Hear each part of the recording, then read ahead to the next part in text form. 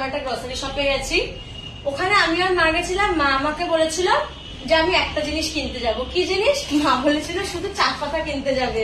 এই চা পাতাটা ওখানেই পাওয়া যায়, আর যায় না এখানে আমাদের সামনাসামনি কোন দোকানের মধ্যে যায় না। বাট এটার ফ্লেভারটা খুব ভালো, এলাচির ফ্লেভার। তো এটা মা অ্যাকচুয়ালি কিনতে গেছিল।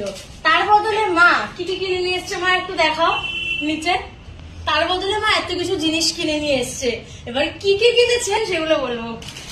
হ্যাঁ, এই দুটো জিনিস আমার খুব ফেভারিট, বাউলি, তাই জন্য নিয়ে এসছি। বিস্কুটটাকে মা খুব ভালো লেগেছে, তাই জন্য এটা কিনে এনেছে। এবার শুধু দেখো আর কি কি এনেছে মা। এটা কিনেছিলাম পোটেটোজের সানফিস্টে। কালকে হাফটা অলরেডি খাওয়া কমপ্লিট, বাবা খেয়ে নিয়েছে দায়িত্ব সহকারে, আর হাফটুকু রয়েছে।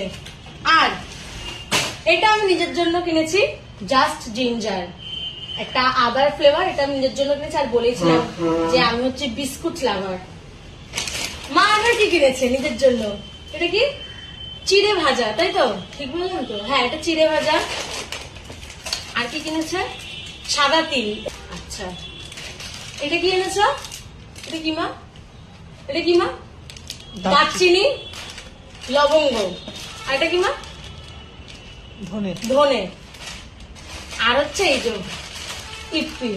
খুব কম খাই আমি, বেশিরভাগ সময় যে ক্যামেরার পেছনে আছে সে খায়। এইটা হচ্ছে জিনিস।